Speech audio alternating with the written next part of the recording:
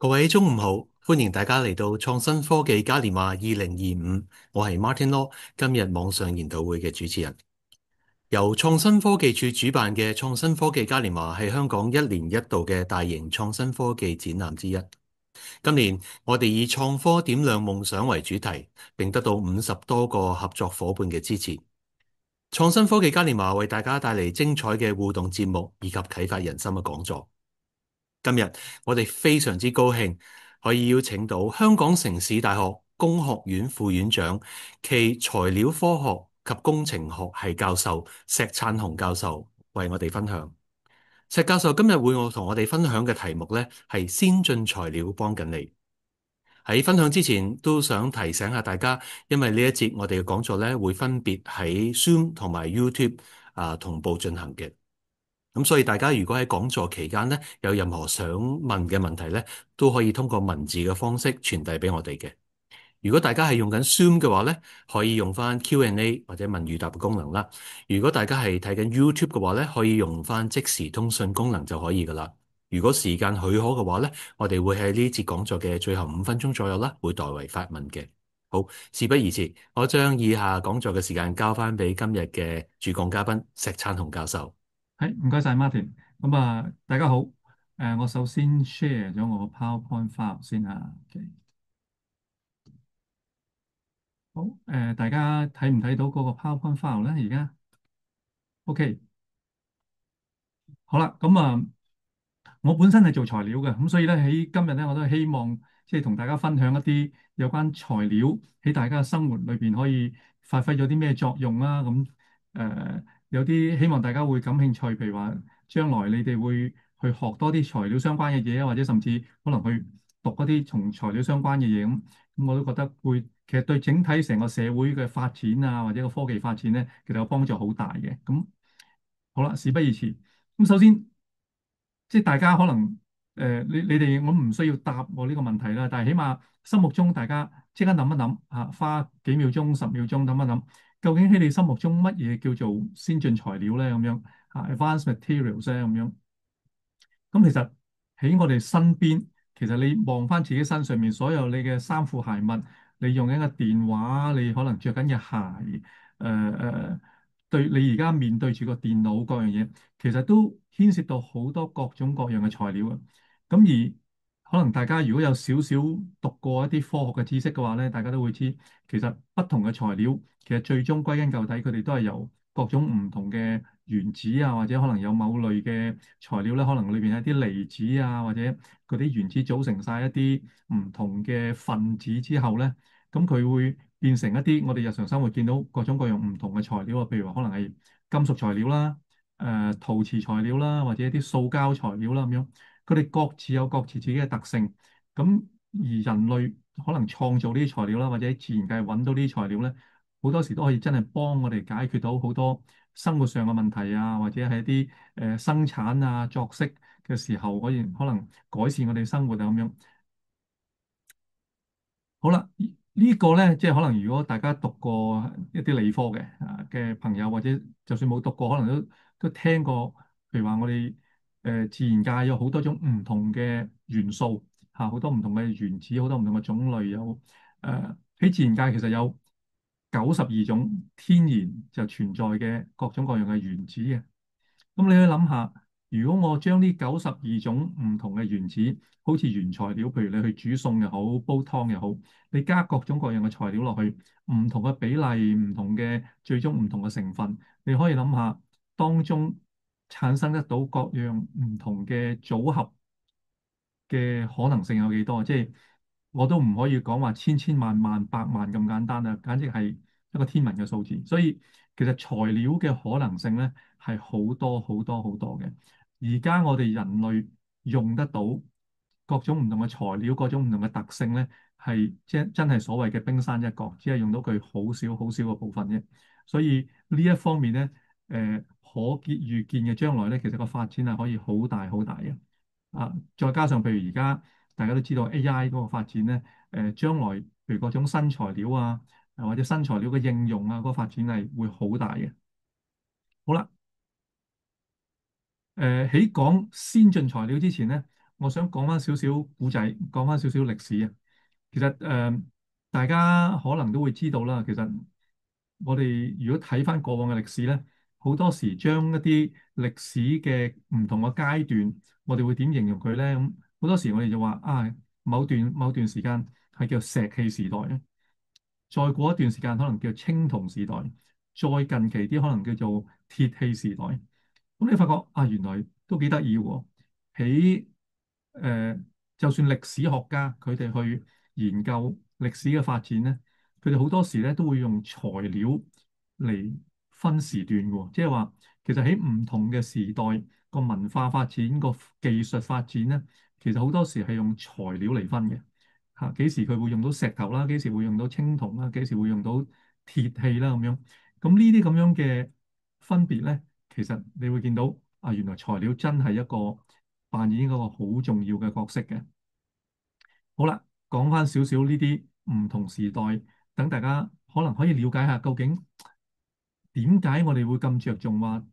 邊一個時代用邊一種材料會對人類嘅發展好重要咧？咁可以睇睇啦。呢度大家見到左手邊可能係一個石頭，咁其實呢個石頭唔係話真係好簡單，喺隨便喺個山邊執到一個石頭，你見到佢個形狀咧好特別嘅。咁其實佢就係經過將一啲石頭經過加工啦，變成可能一個箭頭或者一支矛嘅頭，咁係一個武器嚟嘅。咁中間你見到一個青銅嘅器皿啦，其實我都唔知佢實際係用嚟做乜嘢啊咁樣，但係一個青銅嘅器皿啦。咁但係右手邊咧係一個已經生晒鏽啦，其實係一個鐵器嘅盔甲嚟嘅。咁其實如果你諗翻轉頭咧，對當時嘅人嚟講，呢啲咁樣嘅材料已經係叫做先進材料啦。因為喺佢嗰個年代，佢可以獲得到最好、最叫做 versatile 啦，即係話個用途最廣泛，佢發揮嘅功能係最好嘅咧，就已經係呢啲材料。所以喺石器時代，石器就係先進材料啦；喺鐵器時代，鐵器就係最先進嘅材料啦。咁或者我哋睇翻下。啲石器時代，其實當時點解佢會覺得啊石係最好嘅咧？咁樣喺石器時代，譬如話你想象一下，你自己係一個石器時代嘅人，你當然當時冇一啲鋪頭幫可以俾你走去啊，我去買把刀啦，或者我走去買件衫啦咁樣。其實所有嘢你可以揾到咧，基本上都係一啲天然材料，譬如動物嘅皮毛啊、骨啊，或者你喺樹林裏邊揾到啲木啊、樹葉啊、草啊，或者你執到嚿石啊，或者係即係嗱，火同陶瓷咧就係有少少衍生出嚟嘅叫啦。火當然唔係一個材料啦，但係火對於材料嘅發展係好重要嘅，因為你將一啲泥，即係其實同石頭都有相關類似嘅來源啦。咁你將一啲泥做成陶瓷咧，其實要牽涉到係用火嘅。咁呢啲就係其實當時啲人咧，主要可能佢揾得到可以用到嘅材料啦，或者一啲所謂嘅技術啦咁樣。好啦，你如果一個當時嘅人喺荒野嗰度啊，突然間見到有啲猛獸喎，或者一個族群與一個族群之間可能會為咗生存啦，可能佢哋要競爭一啲資源喎，可能搶個水源啊，可能搶一啲動物啊咁樣，可能佢哋會打交喎。咁如果遇到啲咁嘅情況，你覺得你喺各種自然物料裏邊，你會寧願執一嚿石去保護自己啊，定係執起一條木棍咁樣去保護自己咧？咁樣咁當然可能每個人唔同啦。咁但係嗰個結果其實可以，即係當時你嘅決定個結果咧，可能好重要嘅。因為如果打輸咗，即係打仗打輸咗，或者你唔能夠好有效咁去狩獵啦，去即係打獵去揾到啲動物嚟做食物啦，或者有啲獅子老虎，或者最近好似喺日本一啲唔係咁開心嘅新聞，就譬如話有啲熊人會襲擊人嘅。咁當時如果你冇一啲好有效嘅方法保護自己嘅話咧，其實佢結果可以好嚴重嘅，真係會死嘅。咁可能甚至成個族群會滅絕嘅。咁所以其實當時嘅人為咗生存咧，其實慢慢演進出嚟嘅智慧就係話，佢要揾一啲最好嘅材料、最好嘅技術去做一啲工具啊，或者做一啲各樣嘅材料出嚟咧，去保護自己或者去幫自己生產食物之類嘅。咁當時頭先講過，佢哋當時有嘅材料咧，其實唔多嘅嚇。可以揾到其中一個咧，就係譬如石頭。石頭有個好處咧，就係佢哋當時可以揾得到嘅材料之中咧，石頭應該係最硬噶啦。咁啊有一個比較啦，即係譬如話鑽石係最硬10度，跟住紅寶石、藍寶石係第二硬係9度之類。喺呢個咁嘅 scale，即係一啲地質學家用嘅 scale 裏邊咧，其實佢哋發覺一啲叫碎石啊，嗰啲 flintstone 咧，其實嗰個硬度係相當高嘅，係7度嘅。咁如果你隨便去個山度執一嚿石頭，譬如一啲所謂花崗岩啊或者雲石之類咧，其實你要將佢做成唔同嘅形狀咧，其實亦都唔容易，因為佢真係好硬。咁但係呢啲 flintstone 咧，佢有個好處咧，就係佢好似有少少類似啲一啲玻璃咁樣嘅特性嘅。你可以用一啲石與石之間互相敲打咧，就令到佢產生一啲特別嘅形狀啦，同埋佢裂開斷開之後咧，佢可以好容易有啲好尖嘅邊嘅，係一啲 sharp edge 嘅。咁有呢啲咁樣嘅 sharp edge 咧，咁你打仗時候可能可以嚟做武器啦。如果唔係打仗一啲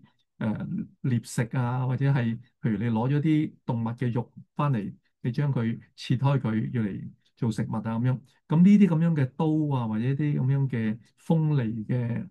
工具咧，其實就好好有幫助啦。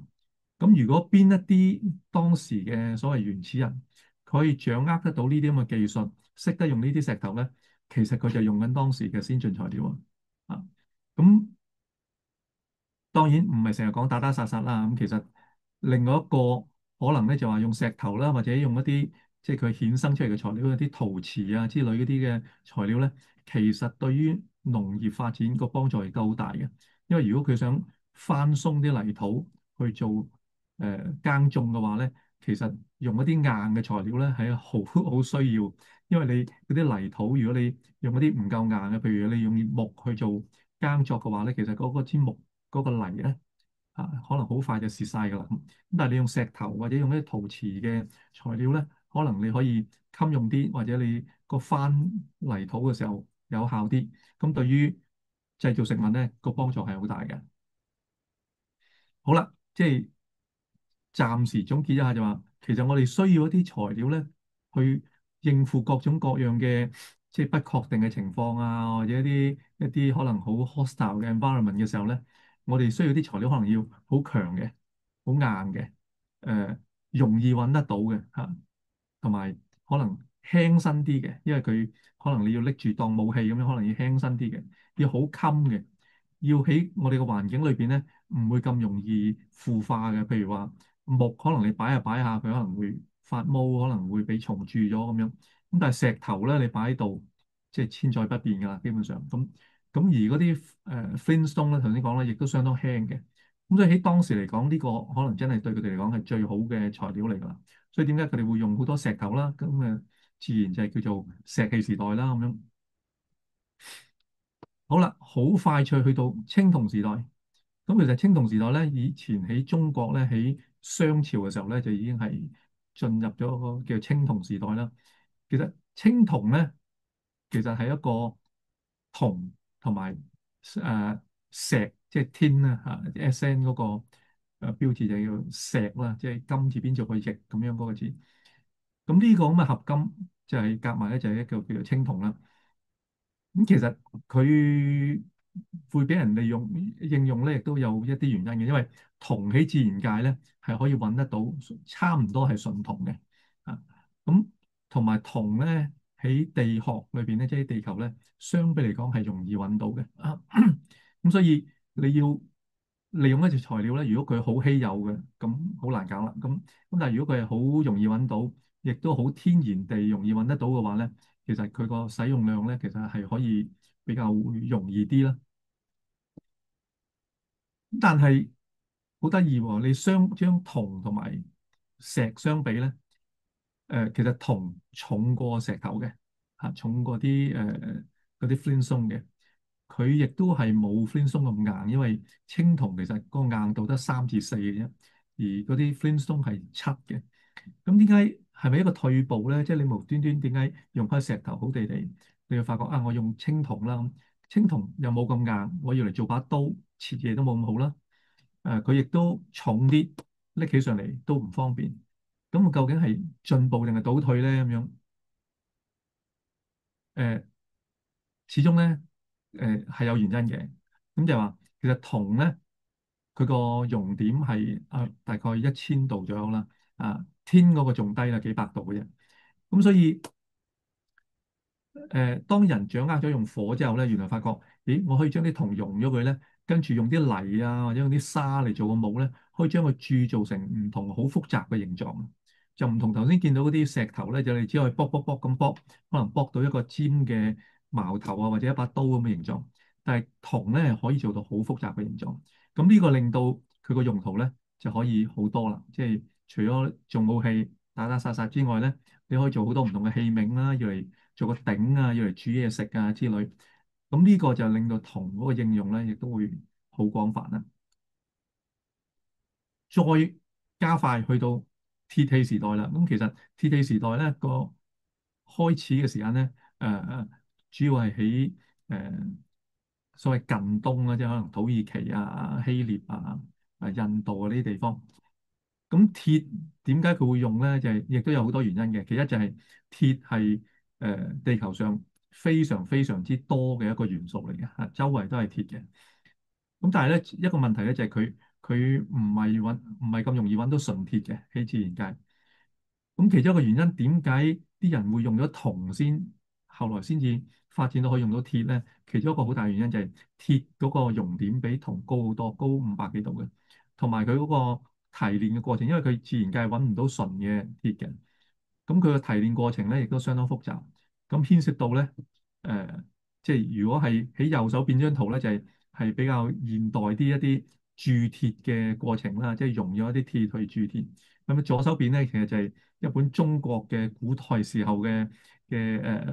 百科全書啊，就叫《天工開物》啊。咁嗰陣時已經有形容，即係講描述咧點樣做生鐵啊，咁樣去做。咁其實個鑄造嘅過程咧，就係牽涉到你要可以用火產生到一個好高嘅溫度，去將啲鐵溶咗，同埋個過程裏邊將佢啲雜質除去之後咧，咁你先可以做到鐵。咁所以點解會比較後期先做到出嚟？但係呢個過程咧，因為佢咁複雜咧，所以佢產生出嚟嘅咧就係第一個硬度好高，個重量個密度唔高，咁同埋佢因為好多啊，係鐵係好多，所以好平，咁所以令到咧你可以做一啲好 strong 好強又好輕身嘅武器啦。你要嚟做刀亦都方便啦，甚至而家我哋都係用緊啦。咁另外一個就係話，佢可以做啲好襟用嘅農具啊，即係變咗我哋耕作就好方便。咁所以呢個咧，對於其實整體人類嗰個文明發展好大幫助。因為當你有好穩定嘅糧食供應嘅時候咧，你自然可以坐低慢慢諗下啊，究竟我哋個文化嘅發展係點樣咧？咁樣。咁所以你見到當時咧，其實喺中東、近東附近，或者甚至印度嗰啲地方咧，當時有啲即係所謂嘅文明古國啊，即係譬如希臘啊、印度啊咁樣咧，佢哋個發展咧，其實係咪真係純粹因為佢哋識得用鋼鐵咧？未必，但係肯定呢個係其中一個好主要嘅原因啦嚇。好啦，好快速嚟到現代啦，你會發覺頭先講緊鐵器時代啦，其實我哋而家應該都仲係鐵器時代嚟嘅。因為大家望一望身邊咧，其實大家仲係用緊好多鐵啊、鋼啊嘅材料去做我哋日常生活需要嘅嘢，包括可能大家坐緊嗰座樓啦、住緊嗰間屋啦，其實都會用好多鋼筋啊嗰啲去做。咁而大家一啲比較熟悉嘅，譬如鋁合金，而家已經好普遍啦。其實佢唔係俾人類用咗好耐嘅啫，其實都係100零年歷史嘅19世紀嘅時候。咁一啲其他譬如鎳啊、鎂合金啊、鈦合金啊呢啲，甚至係可能近代到唔夠100年歷史嘅，因為呢啲咁嘅材料咧，其實佢個提煉過程好複雜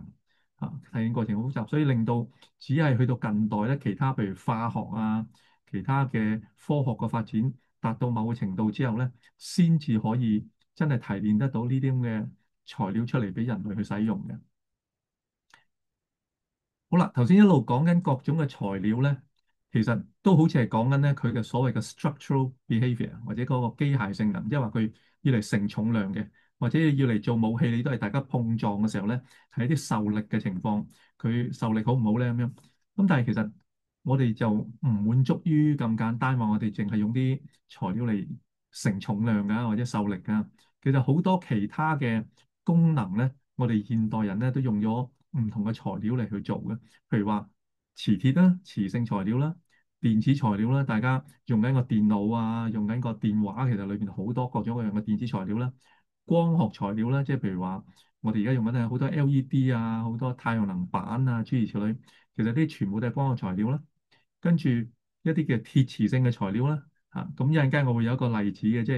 係點樣有啲陶瓷材料好得意，可以令到俾你做一個震盪器啊，或者一啲摩打啊，係用一個鐵磁性嘅。咁跟住一啲 thermoelectric 嘅材料咧，即係譬如話大家度溫度嘅一啲儀器啦，即係譬如誒啊體溫計啦，或者有啲甚至可以用嚟做雪櫃啦咁樣。咁跟住其他好多嘅傳感器，即係 sensors 啊，或者一啲催化劑啊嗰啲材料，其實各種各樣嘅材料咧，你會發覺其實我哋用緊佢各種唔同嘅功能去滿足我哋嘅需求咯。所以其實材料唔係話淨係承重咁簡單，其實佢幫我哋做緊好多好多其他嘅嘢。好啦，頭先講咗少少歷史，大致上咧，其實過往嗰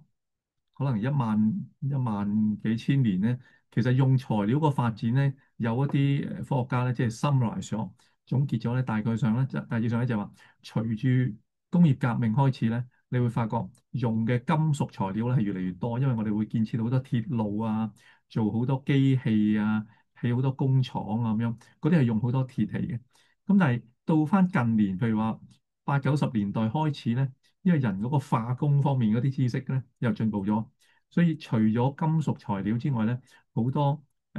複合材料啊、塑膠啊、陶瓷材料咧，亦都用得越嚟越多。因為其實而家用塑膠用得多到咧，可能你覺得開始有少少一個災難性啦，因為好多廢棄嘅塑膠咧，為我哋個環境帶嚟一啲問題。咁但係 anyway，嗰啲塑膠其實都幫咗我哋去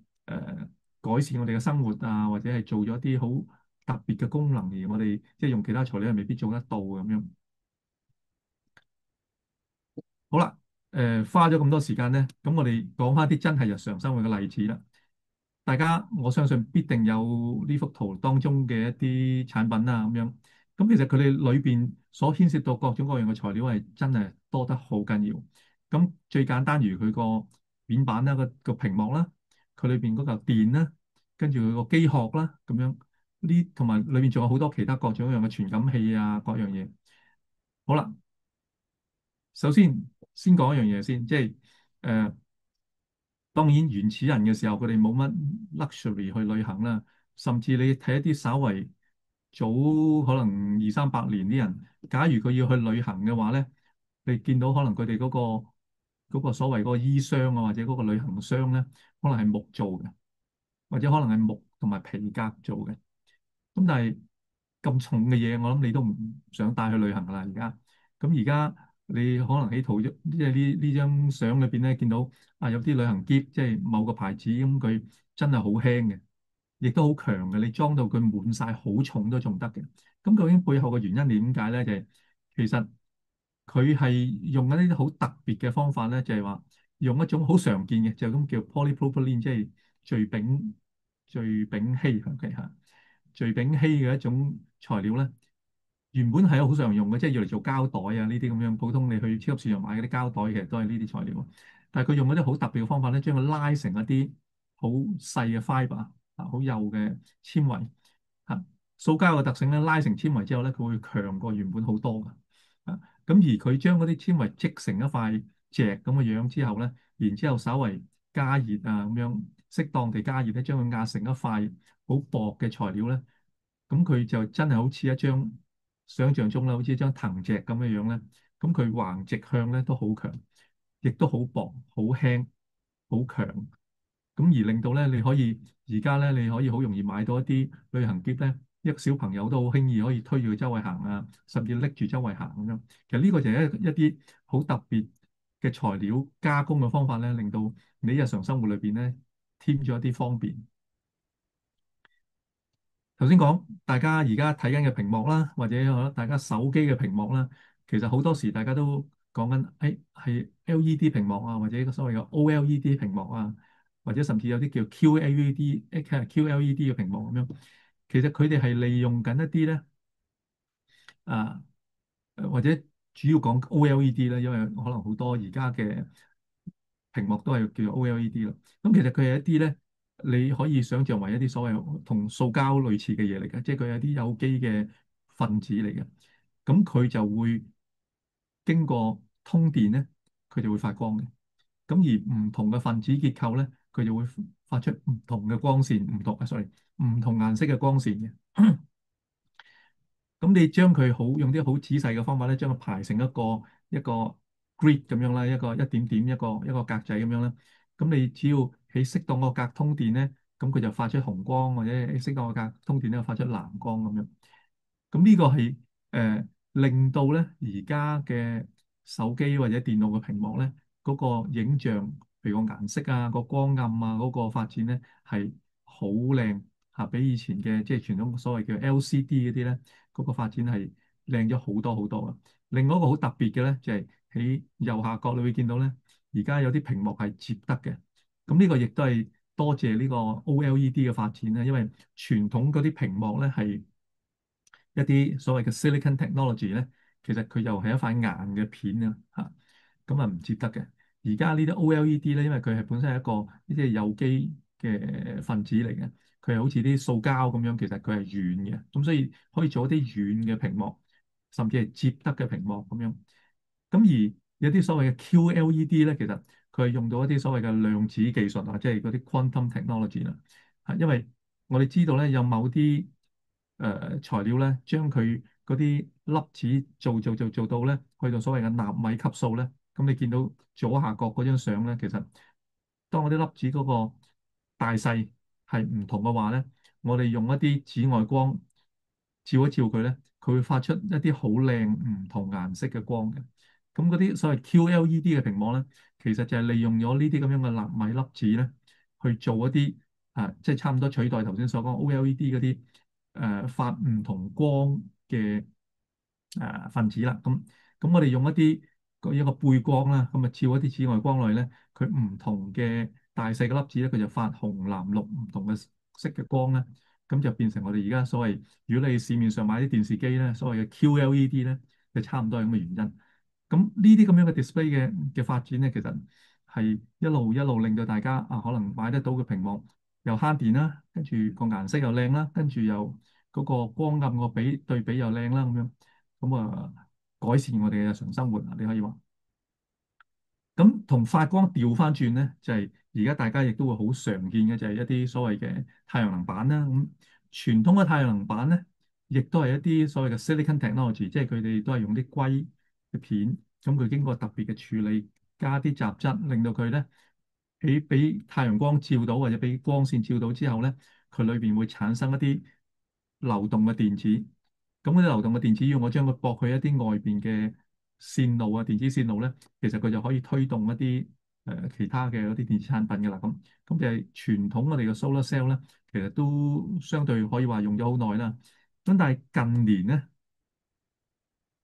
呢幅圖比較複雜啊，大家可能集中睇一啲橙色嗰啲線咧，即係所謂嘅 emerging PV 咧。其實你睇呢啲黃色深，跟住係外邊橙色線框住嗰啲咧，其實就係一啲咧近年一啲好新嘅發展咧，就係叫做 perovskite 啊，嗰啲叫做原太礦嘅太陽能板。佢哋一路發展嘅歷史好短，但係咧已經嗰個效率咧已經差唔多追上好多一般我哋常用嗰啲 silicon technology 嘅太陽能板㗎啦。咁其實佢有啲咩特別咧？佢主要就係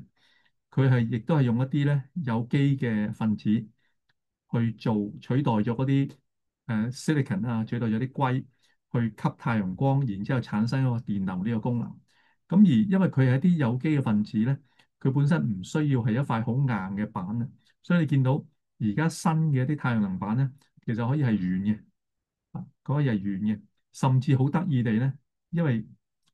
suppose 應該吸光嘅材料就應該唔透明嘅，但係佢哋甚至可以做到透明嘅嗰塊太陽能板，係因為佢其實真係好似一啲塑膠材料咁樣，你只要將佢溝一層足夠薄嘅嗰個呢個 perovskite 嘅材料喺度咧。咁佢就可以做到一個透明而又可以吸光、吸太陽能嘅能源嘅能量嘅一個 device 啊，咁咪產生電流啊。咁呢啲係一啲好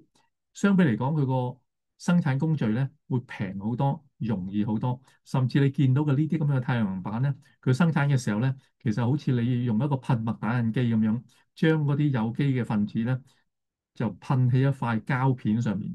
咁而再駁上一啲適當嘅電極之後咧，其實佢就已經可以係一個太陽能板嚟㗎啦。咁呢啲變咗第一嗰個生產成本低啦，變咗可以用得個規模更加大啦。另外就係有一啲比較新嘅應用，譬如話佢將佢黐喺你件衫上面咧，其實你可以着住出街咧，就一路行街一路幫你個電話叉緊電啊咁樣。呢啲係一啲絕對可以發生嘅事。其實喺香港已經都好多人做緊，即係我本身嗰間大學城市大學咧，亦都有啲好好嘅成果做咗，佢哋甚至係喺度開緊一啲公司去準備推廣呢啲咁嘅產品添。好啦，另外一個同能源相關嘅材料咧，就大家都好熟悉噶啦，就係即係鋰電池。大家身上面一定有噶啦，差唔多，因為你哋個電話裏邊就係用緊呢啲咁嘅鋰電池啦。咁啊，可充電嘅鋰電池咧，基本上個結構咧，其實同傳統嘅電池差唔多，不過有個特別嘅地方咧，就係佢哋喺裏邊咧嗰個電流，當你插電或者放電嘅時候咧，佢裏邊喐嗰啲咧嚇，主要係就係嗰個鋰嘅離子嚟嘅，啊，主要係個鋰嘅離子嚟嘅。咁佢喺個 anode 嗰個正極嗰度咧，基本上都係碳嚟嘅，係啲石墨嚟嘅。咁你插電嘅時候咧，嗰啲鋰離子咧就攝晒落嗰啲碳嗰個一層層嘅結構裏邊啦。而放電嘅時候咧，嗰啲鋰離子就翻翻轉頭走翻去個負極嗰度咧，就黐翻落去嗰個嗰個即係含一啲鋰離子嘅一啲化合物嗰度啦。咁呢個過程咧就之前嘅人就發覺咧，佢可以令到生產出嚟嗰個電池咧，第一好輕，第二好細，即係相比傳統嘅，譬如所謂嘅鎳格電啊，或者甚至汽車裏邊用嗰啲鉛酸電咧，佢相比咧又輕又細，所以大家先至而家可以有啲咁細嘅電話。如果唔係，即係你個電話叉一次電可能用2個鐘頭咁樣，咁就唔實際啦。咁頭先講啦，即係呢個咁嘅負極嗰個含鋰離子嘅化合物咧，其實好多人做好多研究咧，就用唔同嘅呢啲咁嘅成分去做一啲咁嘅電池啦，咁就會發覺啊，原來用唔同成分嘅負極嘅材料咧，佢產生出嚟嘅特性咧係可以好唔同嘅。譬如話，而家好多主要電動車用緊嘅咧，就所謂叫做 lithium iron phosphate 啊，即係鋰鐵倫啊。咁佢個特色咧就係話，佢好穩定啊，相比嚟講好穩定。咁但係叉電比較慢啊，同埋呢個價錢咧係比較平。咁結合埋呢啲特性之後咧，佢就發覺啊，會比較適合做電動車啦。因為個電動車如果佢嗰個穩定性唔高嘅話咧，就好似一啲早期嘅電動車嘅意外咁咧，就可能行下車佢會自己着火啊。因為嗰個鋰電池裏邊咧，佢本身含有嗰個電解質咧係會着火嘅。咁所以如果佢成個結構嗰個唔穩定嘅話咧，咁產生高熱嘅咧，咁可能嗰個電解質就會着火。咁另外有啲咧，譬如話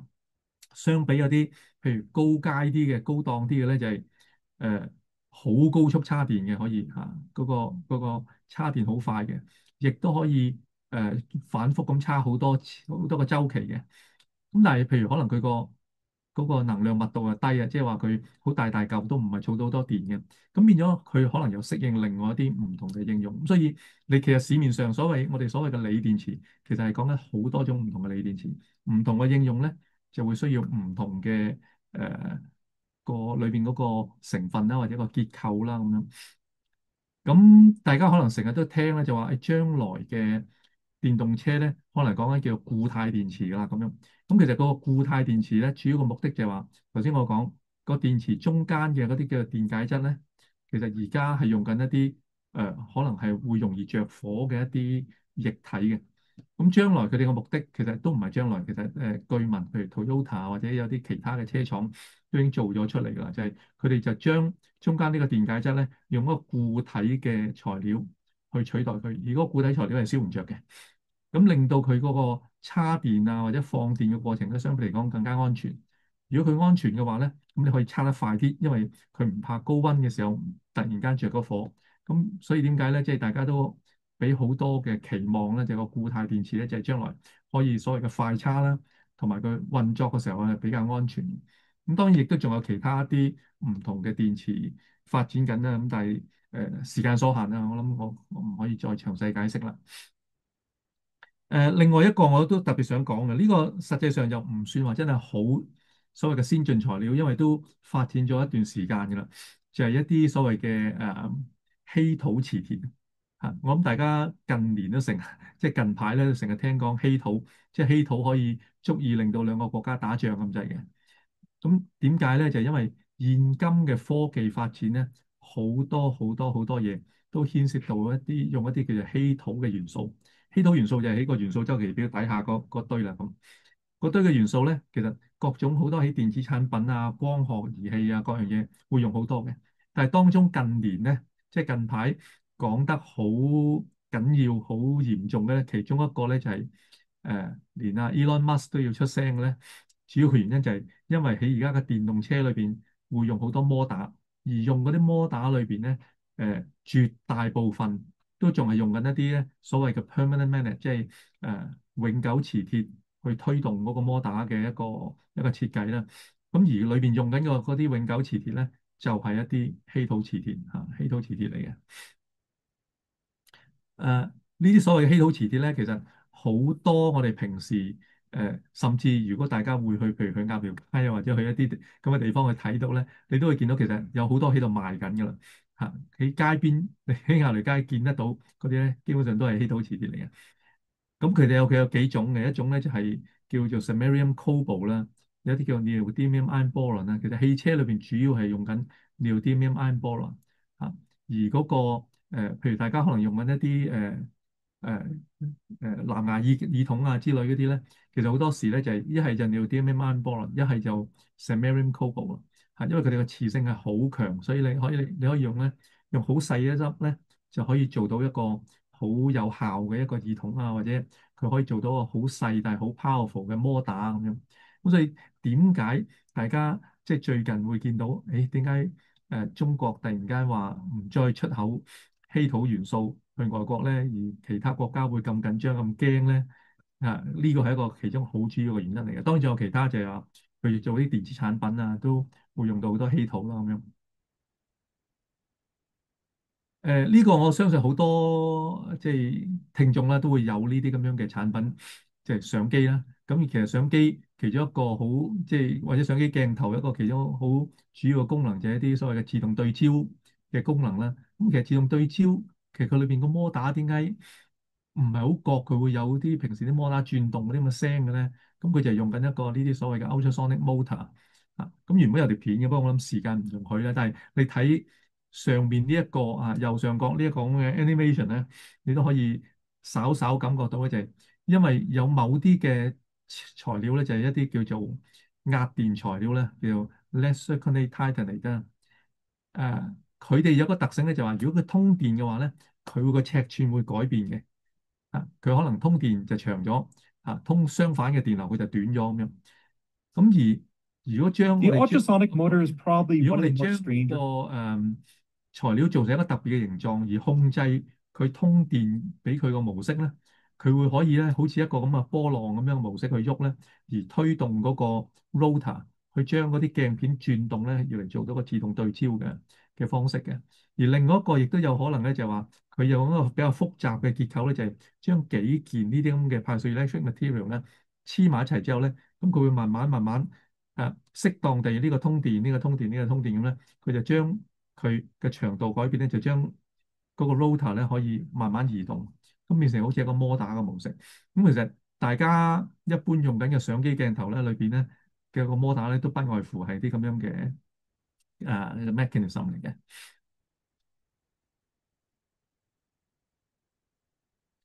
嗯好啦，差唔多最後啦。咁呢個咧，大家其實聽好多話所謂納米材料啦。咁其中一個大家好用得多嘅咧，就係所謂嘅納米碳管啦。咁啲科學家咧，有辦法可以生一啲好幼嘅所謂納米碳管出嚟嘅。而生完之後咧，佢哋仲有啲方法咧，將佢好似喺啲蠶絲嗰度咧掹出嚟，綁成一條紗線咁樣。咁你呢度見到咧，其實係好幼嘅，每一條呢啲納米碳管咧，其實係幾十個納米直徑嘅啫。然之後將佢扭埋一團，變成一條紗線咧，都係一個好幼，可能譬如話50個微米咁樣嘅。咁佢有啲咩特別嘅地方咧？其實有啲科學家發覺，原來我將佢掹長嘅時候咧，佢會發電嘅。呢個係一個好得意嘅特性啦。另外就係調翻轉，我通電俾佢咧，佢會改變長度嘅。呢個可能我哋你會見到咧，如果我通電俾佢咧，佢會改變長度嘅。所以啲人就發覺，如果你將佢掹長，佢會發電咧，其實可以做一啲 sensor 嘅。即係譬如話，我將呢啲咁嘅納米碳管嘅線咧，織落你件衫嗰度咧，其實你呢度喐動嘅時候咧，佢會偵測到你喐動嘅。咁可以係啲 biosensor 啦。咁另外，如果我將佢做成一啲咁樣嘅好似人造肌肉嘅話咧，我將佢通電咧，佢可以產生個動作咧，其實真係可以譬如真係將來取代某啲退化咗嘅肌肉啊，譬如諸如此類咁。咁呢啲係啲好新嘅發展啦。咁大家將來可能拭目以待，睇下佢最終會有啲咩應用出得到嚟啦。原來仲有一個啊。OK，呢個咧就係我哋開頭講青銅時代、鐵器時代，最終翻到嚟咧，究竟而家嘅金屬材料有啲咩新嘅發展嘅咧？其實大家可能知道咧，普通玻璃即係譬如窗口嗰啲玻璃咧，其實佢特性就好硬啦，好強啦咁樣，但係會脆嘅。咁但係咧，原來咧我哋通過啲特別嘅方法咧，可以將金屬都做成一個好似玻璃狀態咁樣，佢個特性亦都係好硬、好強，咁但係佢會脆。咁但係咧，如果我哋好適當聰明地運用佢嘅特性咧，我哋可以做到一啲，譬如話你見到左手邊呢個咁嘅微型摩打咧，可能譬如話喺啲牙醫用一個工具裏邊咧，有啲摩打好高轉速嘅摩打咁樣，咁佢用呢個材料做，同埋用鋼鐵傳統我哋啲好嘅鋼鐵去做咧，可能佢個耐用程度咧係幾百倍嘅，即係唔係講緊幾倍，係講緊耐用程度係幾百倍，佢都冇蝕到嘅。咁所以呢啲係一啲近年咧一啲金屬嘅發展。當然呢個你哋未必會見得到，但係咧，如果你會幫襯一啲譬如即係華為啊或者小米啊一啲嘅摺疊嘅電話，即係頭先我哋都講過電話好多科技啦。其實佢嗰個膠咧，其實而家真係用緊嗰個摺機嗰個膠咧，其實就係用緊呢一種金屬材料，所以變咗你唔使擔心話我摺多幾摺咧，嗰個膠會蝕咗，唔可以再用啦，因為佢係好耐用、好襟嘅。其他啲應用咧，譬如話一啲運動材料運動器材啊之類咧，亦都已經會有用呢一類咁嘅材料去做嘅。好啦，翻去一啲頭先最早講嘅就話一啲結構材料，佢承重嘅傳統嘅材料，我哋希望佢個受力好啦，佢亦都希望佢唔好咁易斷啦。咁但係過往嚟講咧，一路冇乜突破。但係近年咧，其實呢個亦都係一個香港嘅研究嚟嘅，係香港大學嘅一個研究嚟嘅。其實佢哋發明到有一種鋼鐵咧，用嘅材料唔需要特別貴嘅，只不過佢個加工工序咧，佢好聰明地創造到一個結構，令到佢個拉力同埋嗰個延展性都非常非常之好。咁呢個係一個好重大嘅發現嚟嘅，其實因為你做一件即係譬如話你要起一座樓，你原本要用100噸嘅材料，可能如果用呢個材料咧，你可能用70噸就夠啦。咁第一環保啦，第二嗰個結構亦都輕巧好多啦，佢自己嘅重量輕啲，佢承重亦都少咗。咁所以好多好多呢啲各樣嘅發展咧，其實一路喺度進行當中咧，而令到我哋啱啱嚟緊，我哋就嚟會有全國運動會啦。咁運動會、奧運會之類，我哋成日都講追求更高、更強、更快。咁其實喺材料科學嘅研究咧，其實我哋一樣嘅。或者希望更高，可能嗰個強度更高跟住可能我哋做嘅 sensor 可能點樣，希望佢反應更快，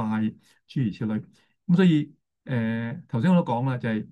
而家人類用得到各種材料咧，係真係冰山一角嘅啫。所以呢個方面咧，往後如果你哋大家留意嘅話咧，你會一定會不斷見到好多好多好多嘅新嘅突破嘅。咁可能我稍稍講得長咗少少，咁希望大家聽完之後都會覺得感興趣啦。多謝晒石教授呢個非常之精彩嘅分享啊！我覺得石教授頭先嘅分享咧，即係除咗係有知識性之外啦，即係個啟發性都好緊要啊！你嗯，諗起特別都提過一點就係、即係石器、銅器、鐵器時代，佢哋分別都覺得嗰陣時嘅 material 已經係最先進，即係係相對嚟講，其實而家我哋覺得呢一啲好先進嘅材料，其實你都話即係92個 element，即係都仲有好多我哋未 explore 到、未見到嘅一啲新嘅 combination，所以我覺得即係石教授嘅分享就話俾我哋聽，其實嗰、個